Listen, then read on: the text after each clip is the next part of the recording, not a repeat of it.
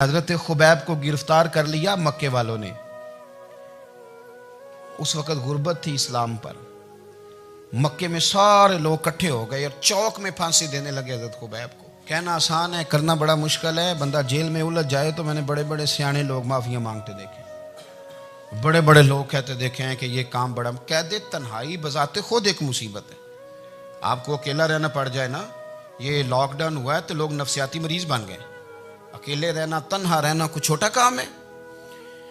हजरत Khubaib अकेले और मक्के का दौर और चारों जानिब काफर, और चौक में जब फांसी पे लटकाया जाने लगा तो अबू सुफियान बोले और बोल के कहने लगे, यार बंदा कोई काम करके बड़ा पछताता भी है कि यार नतीजा क्या निकला। तो माज़अल्लाह आपका भी नतीजा तो फांसी है, तो आपका क्या ख्याल है। ये आप यकीन करें कि लोग सही सही साथ चलते हैं, थोड़ी सी दुश्वारी उठानी पड़ जाए तो कहते हैं मैं गाड़ी ठीक था, पर इन्हीं पत्थरों पे चल के अगर आ सको तो आओ। मेरे घर के रास्ते में कोई कहकशां नहीं है। लोग ना मीठा मीठा खाना चाहते हैं, थोड़ा कड़वा आ जाए तो मुसीबत बन जाती है। कहते हैं सारे ही फलाने से प्यार करेंगे तो मैं करूँगा, सारे मुखालफत भी करेंगे तो हम इंशाल्लाह प्यार ही करेंगे। ये क्या बात हुई कि हम जमाने का रंग देख के चलेंगे। अब बाद लोग पछता रहे होते हैं। हजरत खुबैब से कहा, अबू सुफियान ने अभी कलमा नहीं पढ़ते थे, कहने लगे तू इस वक्त फांसी पर लटक रहा है और तेरे नबी मदीने में और आराम में, और उनके सहाबा आराम में, अहले बैत घर में। तेरे ज़हन में अगर इस वक्त यह बात हो कि इस वक्त तेरी जगह पे वो होते माज़अल्लाह, तो फिर क्या होता। मजमा गैरों का, इलाका गैरों का। ये टाइम आया था अब नारा रिसालत लगाने का। अब टाइम आया हजरत खुबैब ने नारा रिसालत लगाना है, पर लगाना किस तरह है कि काफिर याद रखें। हजरत खुबैब से कहने लगे अगर तेरी जगह हुजूर होते तो फिर तेरा क्या ख्याल है माज़अल्लाह। तो हजरत खुबैब कहने लगे तुम अभी भी नहीं समझे। ठीक है, मैं मक्के में अकेला हूँ, सारे लोग मदीने में हैं, पर मैं पछता नहीं रहा, मैं तो फख्र कर रहा हूँ। मैं फख्र कर रहा हूं इसलिए कि चोरी करके जान नहीं दे रहा, मदीने वाले की इज्जत पे जान दे रहा हूं। मैं फख्र कर रहा हूं। फरमाया सुन, तू कहता है तेरी जगह हुजूर होते और तुम उन्हें यहां माज़अल्लाह फांसी पे लटकाते। फरमाया सुन, मैं तो ये भी पसंद नहीं करता कि मैं घर में बैठा हूं और मेरे नबी को हल्का सा कांटा भी चुभ जाए। हमारा अपने नबी से मोहब्बत का रिश्ता है। एक कांटा भी हुजूर के कदम मुबारक में चुभे हमें बर्दाश्त। मजमा उनका था, नारे लग रहे थे, हमने मुसलमान पकड़ लिया। लेकिन हजरत खुबैब ने अकेले, अल्लाह करे आपको मेरी बात की समझ आए, अल्लाह करे आपको समझ आए, अकेले जब फांसी के तख्ते के करीब नारा लगाया ना कि मैं तो कांटा भी नहीं चुभने दूंगा अपने नबी को, अब सारे हार गए। अब उस एक जुमले ने ना इनको शिकस्त खुर्दा कर दिया। अब बोल कुछ नहीं सकते थे, गर्दनें झुक गई। और जब सन्नाटा छाया तो अबू सुफियान साथ वाले से कहने लगा बाकी सारी बातें अपनी जगह पर हैं, पर असहाबे मोहम्मद से प्यार तो बड़ा ही करते हैं ना। और वो कच्चा रंग ललारी वाला जेड़ा चढ़दा ते लैंदा रहिंदा, ए इश्क तेरे दा रंग मुहम्मद चढ़ जाए फेर नहीं लैंदा। कहा यार प्यार तो ये करते हैं ना, इसमें कुछ शक वाली बात। इस प्यार से काफिर डरता है। नबी पाक के साथ जज्बाती वाबस्तगी, हुजूर के साथ गुलामों का जज्बाती रिश्ता, और नबी पाक सल्लल्लाहु ताला अलैहि वसल्लम की आमद पर तशक्कुर के जज्बात। इमाम राजी ने लिखा है कि हज़रत मूसा कलीमुल्लाह अलैहिस्सलाम ने तौरात की तख्तियों के अंदर एक उम्मत का जिक्र पढ़ा कि जो उम्मत गुनाह का इरादा करेगी तो गुनाह लिखा नहीं जाएगा जब तक कर न ले, और नेकी का इरादा करेगी तो रब उनकी नेकी लिख देगा, और जब वो कर लेगी तो अल्लाह 10 गुना अजर अता करेगा।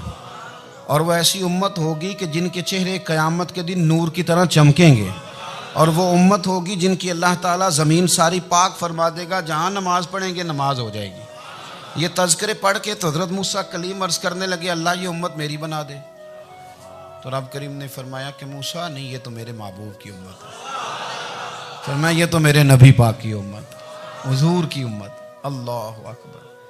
हज़रत मूसा मामूली आदमी नहीं, वो जलीलुल कद्र पैगंबर हैं जिनका कुरान के हर सिपारे में तज़किरा है, कहीं वाज़े तौर पे, कहीं इशारतन, हर पारे में। और हज़रत मूसा अल्लाह के वो नबी हैं जो रब से डायरेक्ट बातें करें कोहे तूर।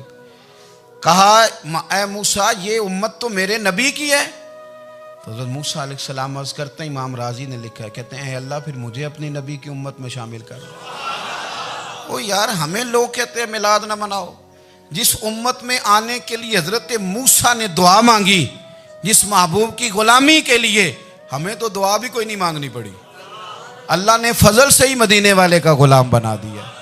तो हम हुजूर के तज़किरे ना करें, हम तशक्कुर ना करें, हम नबी पाक सल्लल्लाहु अलैहि वसल्लम की नात ना पढ़ें, हम हुजूर के आने पर जश्न का इजहार ना करें। हर वो जायज़ तरीका जिससे इजहार खुशी हो सके वो मिलाद पे करना चाहिए, और उसके लिए असबाब बनाने चाहिए। उम्मत का एक जज्बाती अंदाज होना चाहिए नबी पाक के साथ, एक वारफ्तगी, एक ज़ौक़, एक तबीयत के अंदर विजदान। नारा मतलब इस तरह ना हो कि बस चल रहा है काम, मैं नहीं हूँ कायल। मैं कहता हूँ पहले तो कोई लगाए ना, और फिर नारा जब लगता था ना तो मुसलमानों के यहाँ नारा लगता था तो बड़े बड़े लोग कांप जाते थे। सूफिया ने लिखा है कि हज़रत उमर ने जब कलमा पढ़ा ना तो 39 बंदे कलमा पढ़ते थे। तो नबी पाक ने रात को दुआ मांगी, ऐ अल्लाह उमर को मुसलमान करके इस्लाम को इज्जत दे। हज़रत उमर सवेरे आ गए। मुझमें वो तफसील में नहीं जाता, बात लंबी। हज़रत उमर जब आए ना और उन्होंने आते जब कहा ना कि मैं कलमा पढ़ने आया हूँ, तो हुजूर इतने राजी हुए कि नबी पाक ने कहा अल्लाहु अकबर। तो सहाबा ने नारे लगाए अल्लाहु अकबर, अल्लाहु अकबर। यानी 40 लोग मुसलमान हुए तो नारे लगे, नारे लगे। हमारे सूफिया कहते हैं हज़रत उमर के आने पर जब नारे लगे तो बताओ कि वो तो नारा तकबीर लगा, नारा रिसालत क्यों नहीं लगा? तो कहते हैं गोया हमें हुजूर ने ये समझाया है, हुजूर के इशारों ने समझाया है कि मैं अब अपने नारे खुद तो नहीं ना लगाऊंगा, मैंने तो अल्लाहु अकबर कह दिया, उमर आ गया है, मेरे नारे लगाता रहेगा। अब नारे लगेंगे। हज़रत उमर ने पहले दिन ही कहा कि हुजूर आप सच्चे रसूल हैं तो छुप छुप के नमाज क्यों पढ़े? शुरू हो गए नारे, हुजूर आप सच्चे हैं तो छुप छुप के नमाज का क्या माना हो? तो हुजूर ने फरमाया तेरा क्या इरादा है? हुजूर सारे नहीं, एक मैं, एक अमीर हमजा, एक लाइन के आगे वो लग जाए, एक के आगे मैं लग जाऊं, और बाकी मुसलमान जितने हैं कुल 40 थे, पीछे 18 19 बचेंगे। तो एक लाइन में वो हो जाए, एक में आगे, एक में अमीर हमजा हो, एक में मैं हूं, तो देख लेते हैं ये हमें नमाज कैसे नहीं पढ़ने देते। हाँ हाँ देख लेते हैं, आए ना मैदान में, इधर आ सितमगर हुनर आजमाए, तो तीर आजमा हम जिगर आजमाए। और गुलामाने मोहम्मद जान देने से नहीं डरते, ये सर कट जाए यहाँ रह जाए कुछ परवाह नहीं करते। फरमाया भी पता चल जाता है ना, एक लाइन में हज़रत अमीर हमजा हो गए, एक में हज़रत उमर हो गए। पहले ये मारते थे, जो हरम शरीफ में मुसलमानों के तरीके पे नमाज पढ़ता था। ये जुलूसों की बड़ी बरकत है, अंदर बैठे रहे ना चुप करके, निकल जाएं तो पता कुछ भी नहीं चलता। जब निकलते हैं ना लोग कहते हैं जुलूस क्या माना है, तो मैं बताता हूँ ना जुलूस का माना क्या है। हज़रत उमर ने बाहर निकले, 2 लाइनों का जुलूस, लंबा भी कोई नहीं, बंदे भी 40, और जनाब फारूक आजम बाहर निकले तो उमर का नारा, उमर का। हजरत उमर ने यूं करके आस्तीने बाजू की चढ़ा ली और अपने गले में जो उनके रुमाल था ना उसको यूं सीने पे बांधा, और इस हाथ में तलवार थी तो यूं करके बाहर लहराई। कहने लगे ओ मक्के के काफिरो इधर आओ मेरे सामने। जिसने अपनी बीवी बेवा करानी हो, जिसने बच्चे यतीम कराने हो, वो आए मैदान में। मुस्तफ़ा के गुलाम आज सड़कों पे निकल आए, आए मैदान में हमारे सामने हमारा मुकाबला करे। आए ना मैदान में, हम निकले हैं। अब हम यहाँ काबे में एलानिया नमाज पढ़ेंगे, हम पढ़ेंगे। ताकत है तो आओ ना, हमारा मुकाबला करो, आओ। कुफर बजाते खुद बहुत बड़ा झूठ है, और झूठ के पैर बस 2 बंदे निकले तलवारें लेके आगे आगे। तो फिर हजरत उमर ने एलानिया नमाज पढ़वाई खाना काबा। तो मेरे भाई रसूलुल्लाह सल्लल्लाहु अलैहि वसल्लम के गुलाम तो जब नारा लगाते थे तो हो ही कमाल जाता था। फिर बरेली के इमाम बोले, कहने लगे पेश हक मुजदा शफात का सुनाते जाएं। हुजूर क़यामत के दिन आगे आगे ना, हमारे आगे आगे खुशखबरी देंगे, कहेंगे तुम फिक्र ना करो, आ जाओ मैं तुम्हें बख्शवाता हूँ, मैं तुम्हारी सिफारिश, आ जाओ पीछे पीछे। हुजूर न पेश हक मुजदा शफात का सुनाते जाएंगे। यकीन करें बरेली के इमाम को भी बड़ा ही रंग आता है बयान करने का। कहने लगे आप रोते जाएंगे, अल्लाह को मनाना है ना हुजूर ने। कहते हैं पेश हक मुजदा शफात का सुनाते जाएंगे, आप रोते जाएंगे पर हमको हंसाते जाएंगे। बागे जन्नत में मुहम्मद मुस्कुराते जाएंगे, फूल रहमत के गिरेंगे हम उठाते जाएंगे, और हश्र में होगा हमारा दाखिला इस शान से हम या रसूल अल्लाह का नारा लगाते जाएं। हम या रसूल अल्लाह का नारा। इमाम राजी कहते हैं हुजूर ने एक रुक्का पकड़ा छोटा सा, एक बंदे को लोग दोजख में लेके जा रहे हैं। अच्छा मुझे एक बात बताओ, फैसला पहले हो गया है, अल्लाह के सामने हुआ है और फैसला हो गया और तय हो गया कि दोजख में जाना है। वो करीब पहुंच गए दोजख के, तो हुजूर ने देख लिया। और बताया किसने? हजरत आदम ने। हजरत आदम कहने लगे हुजूर वो आपके गुलाम को दोजख में ले जा रहे हैं। नबी पाक आगे गए, क्या पढ़ते हैं हमारे भाई? हुजूर ने मुझे उनसे छुड़ा के छोड़ दिया। नबी पाक सल्लल्लाहु अलैहि वसल्लम आगे गए, फरमाया इधर आओ, कहाँ लेके जा रहे हो? अल्लाह के सामने फैसला हुआ है ना, फरिश्तों ने किया है ना। फरिश्ते को किसी से बदध्यानती तो नहीं ना करते, फरिश्तों ने जो किया ठीक किया है ना। क्यों लेके जा रहे हो? सोनिया गुनाह ज्यादा है, नेकियां थोड़ी हैं। फरमाया मेरे सामने तोलो। किसी फरिश्ते ने नहीं कहा कि सोने हम माज़अल्लाह हमको बेईमान है, हमारी कोई इससे जिद चल साडा को बनना सान जाए दे नाल। भाई मेरा मतलब है सही तोला है, फैसला है, फरमाया दोबारा तोलो। गोया रब भी फरमाता है जैसे मेरा महबूब कहता है वैसे ही कर। और कोई नहीं, दोबारा तोल लो, कोई हर्ज नहीं, तोलो ना दोबारा। फरिश्ते दोबारा आएंगे, उन्होंने दोबारा तोला, एक पलड़े में नेकियां, एक पलड़े में गुनाह। अब वो गुनाह फिर ज्यादा निकले तो नबी पाक ने ना जेब से इतना सा रुक्का निकाला। रुके का भी कोई वजन होता है, वो हुजूर ने नेकियों के पलड़े में रख दिया, नेकियां बढ़ गई। फरिश्ते भी चुप कर गए। चलो भाई जन्नत में। मेरी तरह का था ना, पता सारा है सरदार ने की थी, पता तो था ना उसे, मन आनम के मन दानम। तो सीधा हुजूर के कदमों से जा लगा, कहने लगा सोने मैं तो सारी जिंदगी गुनाह करता रहा, ये कौन सी नेकी है? तो हुजूर फरमाने लगे चुप कर, जन्नत का दरवाजा खोल गया, तू जा जन्नत में। हुजूर रुके में क्या है? फरमाया तूने एक दिन दरूदो सलाम नहीं पढ़ा था, मैंने तेरा संभाल के रखा हुआ तेरा दरूद शरीफ, वो नारे रिसालत भी तूने लगाए थे, वो तू खोल के मेरे तज़किरे मैंने तेरा संभाल लिया। दोज़ख में मैं तो क्या मेरा साया ना जाए, क्योंकि रसूल पाक से देखा ना जाए, मेरे रसूल पाक।